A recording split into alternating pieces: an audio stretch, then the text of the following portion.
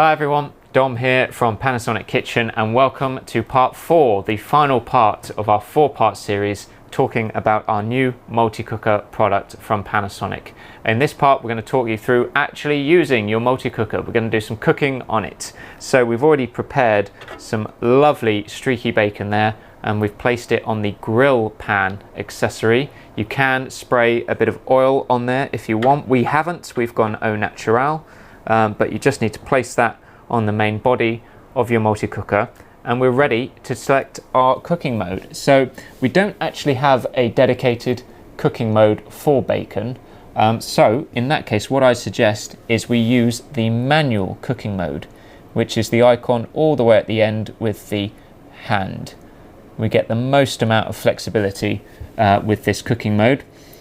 So now that we're on it, we've used the dial to rotate and select the manual mode. It shows 100, which is the default temperature for this mode.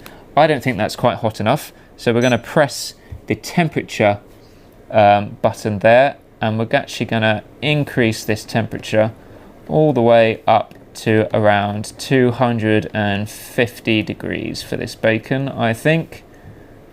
Once we're happy with that, we're going to press the time button because I want to have a look around how long we're going to cook this bacon for. 5 minutes, I think we need a little bit longer. We're going to select 10 minutes. We're happy with that.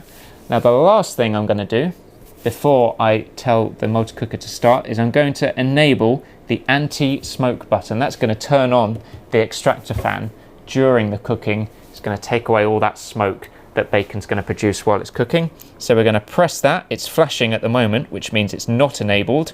Once you press it, it solidly shows there. That means it is enabled and we're good to go.